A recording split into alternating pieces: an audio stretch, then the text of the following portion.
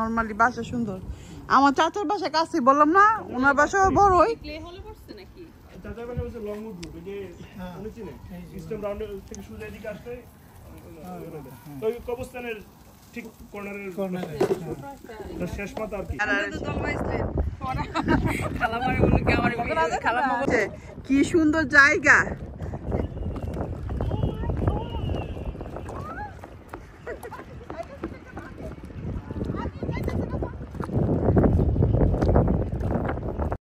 আমার আম্মু আর নানুকে একটু ছবি তুলে রাখলাম, ভিডিও করে রাখলাম স্মৃতি হিসাবে। আমরা খাওয়া দাওয়া শুরু করে দিয়েছি, এখানে সবাই চলে আসছে।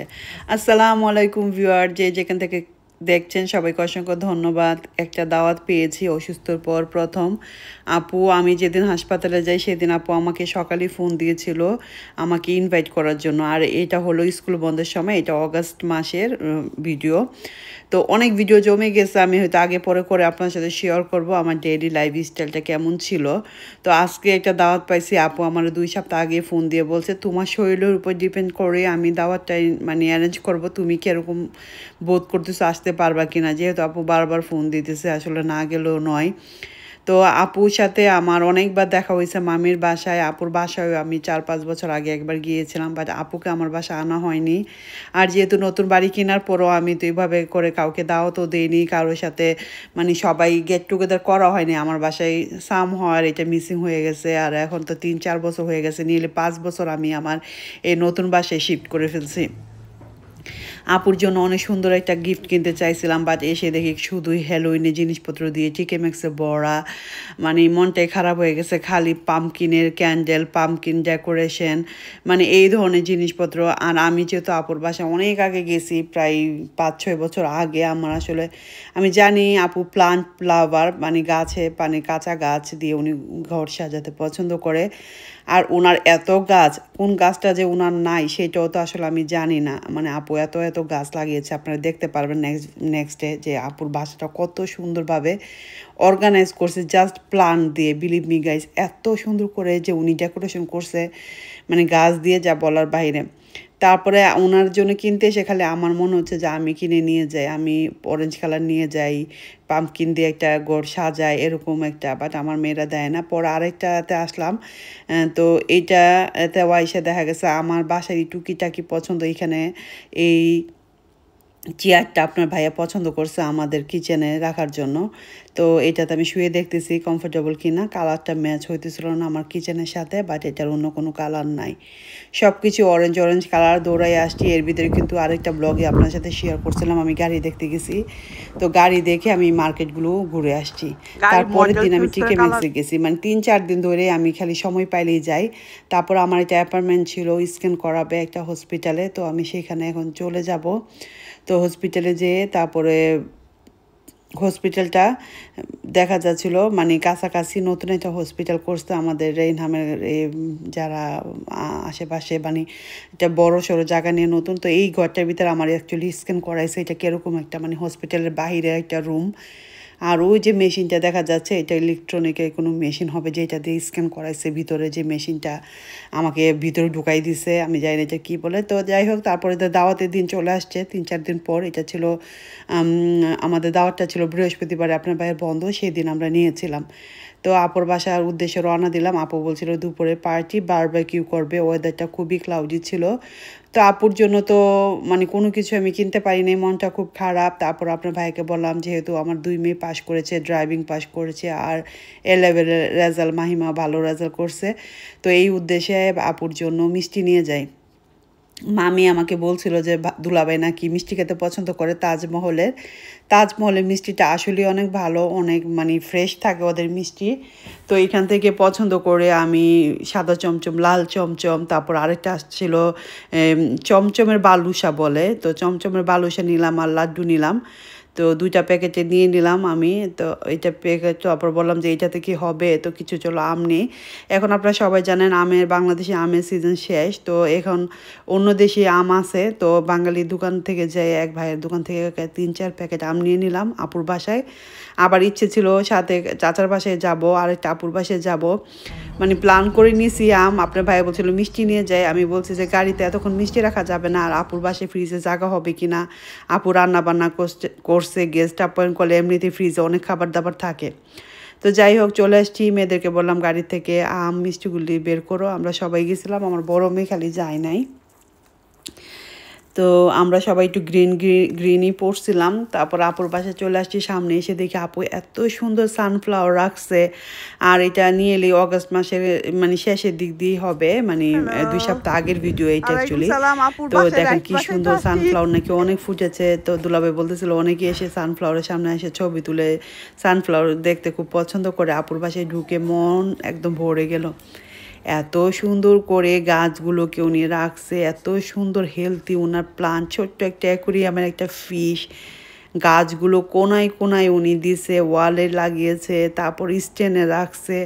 প্রতিটা গাছ আমি বললাম না আপুর জন্য কোন গাছটা নিব, সব গাছ ওনার বাসায়, মানে ইনডোরে যত গাছ আছে উনি এত শৌখিন ওনার বাসার প্রতিটা কোনায় কোনায় গাছ। ওনার এক ছেলে এক মেয়ে, ওনারা দুজনই বড় হয়ে গেছে, ওরা দুজন। তো আপুর সারাদিন নাকি গাছ টাছ নিয়ে থাকে, লিভিং রুমে প্রতিটা কোনায় গাছ, ওয়ালে গাছ। মানে আপুর গাছ দেখে না মনটা আমার মনে হচ্ছিল আমার গাছগুলি দিয়ে আমি কী করি, আমি খালি একটা গাছই রাখছি। আর আপু এত গাছ উনি এত যত্ন করে রাখছে। আর ওনার বাসাটা এত আলোকৃত, চারিদিকে আলো আসে, সূর্যের আলো যদি পায় গাছ কিন্তু এমনিতে অনেক হেলদি হয়। আপু যখনই লন্ডন আসছে তখন থেকে আপুর এই গাছগাছালি, আগের বাসাও আমি দেখছি আপু খুব গাছ লাভার। তো প্রতিটা কোনায় দেখেন একদম রাখছে সুন্দর করে। তো এই তো আমরা চলে আসছি, আম্মু আর নানু আসবে, আমরা এখন গার্ডেনে যাব। তো চলুন দেখি দুলাভাই ওরা কি আয়োজন করছে, খাওয়া দাওয়া শুরু করে দিছে সবাই। এটা হলো আপুর কিচেন। আর ওই যে সবাই গার্ডেনে চলে গেছে, আমি এখন গার্ডেনে যাব। কিচেন বাথরুম করে দাওয়াত দিয়ে কষ্ট নাকি আপনার দিছে? কি আলু গাছে? আমার গাছ তো মরে গেছে, আলু তোলা তো দরকার। এই আলু দিয়ে আজকে বাবা কি করতে পারতেন। লাউ তো মাশাআল্লাহ আপনার অনেক ধরছে। কয়টা গাছ লাগাইছেন? লাউ তো হয়েছে, টমেটো তো হয়েছে। আপনার গার্ডেন তো মাশাআল্লাহ রৌদ্র অনেক। আম্মা তো খুবই এত সুন্দর টমেটো গাছ হয়েছে মাশাআল্লাহ। চেরি টমেটো নাকি বড় টমেটো না?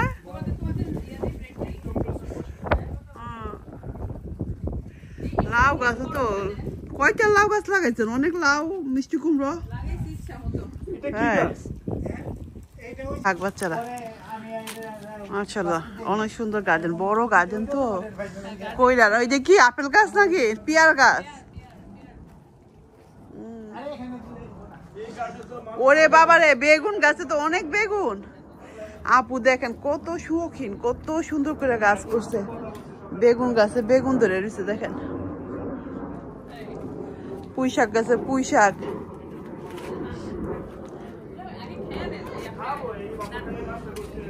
আপুর গার্ডেনে তো পিকনিক করার দরকার, মাটিতে রান্না করে লাড়কি চুলাই, খিচুড়ি, মাংস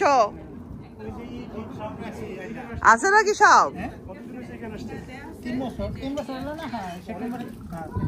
নরমালি বাসা সুন্দর। আমার চাচার বাসা কাছে, বললাম না ওনার বাসা বড়ই।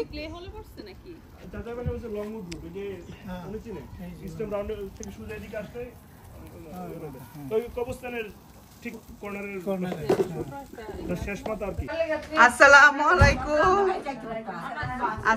আলাইকুম বাবা রে। আমার এই সরেন, আমার নানিরে তুলি কি পরাইছে মাশাআল্লাহ মাশাআল্লাহ। নানিরে সেরকম। আর আম্মা কি পরছে? লং ড্রেস না, ঠিকই আছে, কমফোর্টেবল। আর তোমার পায়ে অবস্থা কি? আমার তো পায়ের সমস্যা, হাঁটতে পারি না দেখি তো শাড়ি পরতে পারি না।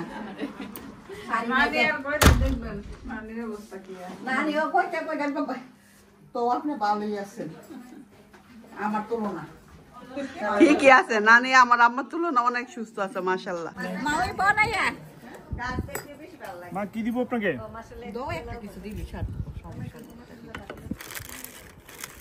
আমি রুটি চুলাতে গরম করে নিয়ে আসতেছি তাহলে। আপা বসেন। হ্যাঁ বসি, দাঁড়ান না। উইংস দিব নাকি?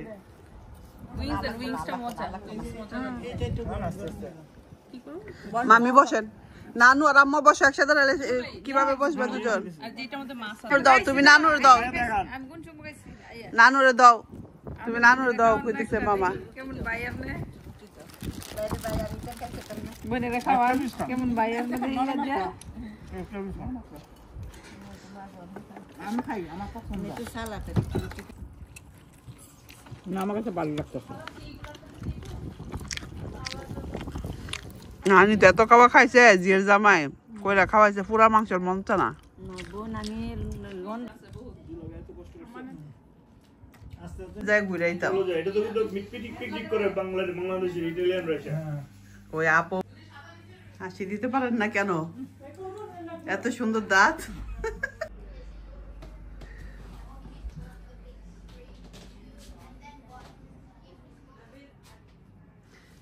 এই গাছটা অনেক সুন্দর হয়েছে, তাই না?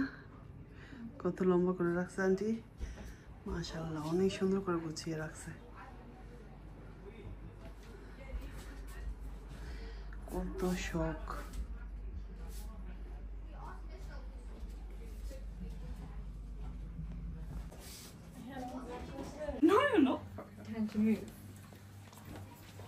আমগুলি কি যে আমি আনছি এগুলি আম্মু নাকি? আপনার আনছিল আম, ভালো আম পাই নাই। একই আম, আম ভালো পাই নাই। আমার আমরিও ভালো। দোকান থেকে আনছি আম। মাই নাও না, মামি এত সব খাবার। এই যে মিষ্টিগুলো হলো আমার 2 মেয়ে পাস করছে দুলাভাই, এর জন্য আনলাম। যাক 2 মেয়ে উপলক্ষে না, একজন ড্রাইভিং পাস করছে আর একজন হইলো আপনার এ লেভেল পাস করছে। এই মেয়ে দুটা এ লেভেল দিছে ও।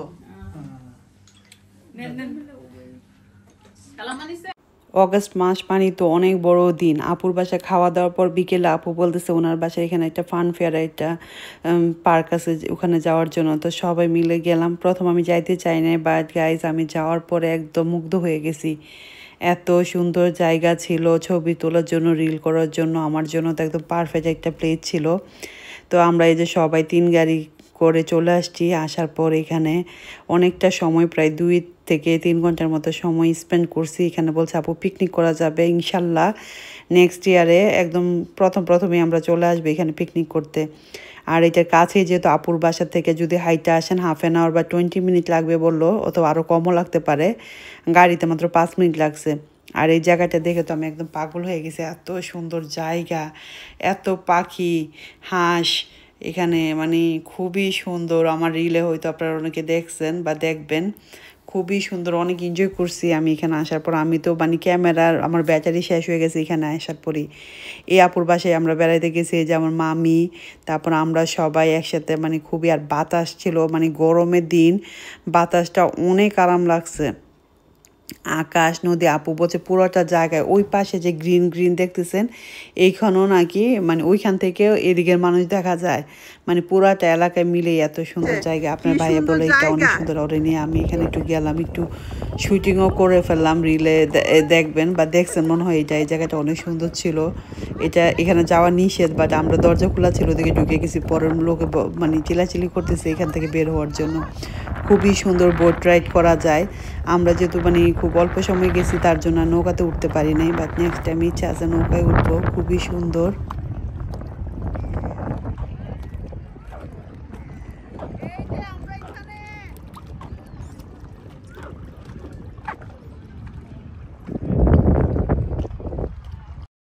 এখান থেকে তো আমার আসতে ইচ্ছে করতেছিল না, এত সুন্দর জায়গাটা, খুবই ভালো লাগছে। আপুকে অসংখ্য ধন্যবাদ। আপু সাজেস্ট করছে এই জায়গাটা আসার জন্য। আমি তো আসতেই চাইছি না, আমি না আবার কোথাও বসলে উঠে আসতে চাই না। তারপর আপুর কথায় তো, আপনার ভাইয়ের কথায় তো আসলাম। আইসা তো এত ভালো লাগছে যার বাসায় যেতে ইচ্ছা করে না। এখান থেকে ঘোরাফেরা করার পর যাওয়ার পথে মেয়েরা বলতেছে যে রাইডে উঠবে, ওরা একটা গাড়ি রাইডে উঠবে। তো আপনার ভাই সব বাচ্চাদেরকে গাড়ি রাইডে উঠাইলো। আমাদের 5টা গাড়ি ছিল। তারপর আপনার ভাই বলতেছে 2টা টিকিট রয়েছে, তুমি আর মামি বা কেউ উঠা যাও। আমি বলতেছি আমি অর্ধেক রাস্তায় যাইয়া পর আমি না করছি। আমি দেখলাম যে এইটা যে বাড়ি খায়, ছোটোবেলা আমি ওয়ান্ডারল্যান্ডে উঠছিলাম, এটা খালি ধাক্কা খায়, পেটে ব্যথা পাবো, যেহেতু আমার পেটে একটু সমস্যা, ব্যথা পাইলে। তারপর আমি মামি আর আপুরে দিয়ে দিয়েছি। ওরা যে সুন্দর করে গাড়ি চালাইলো, ওদের গাড়ি চালানো দেখে আমরা হাসতে হাসতে শেষ, গাড়ি চালাইতে পারে না। তাড়াহুড়া করে আপুর বাসায় আইসে তাড়াহুড়া করে আপু অনেক আইটেম করছে খাওয়া দাওয়া রাতের, এগুলি একটু তাড়াতাড়ি মুখে দিয়ে বাসা থেকে বের হয়ে গেলাম। আজকে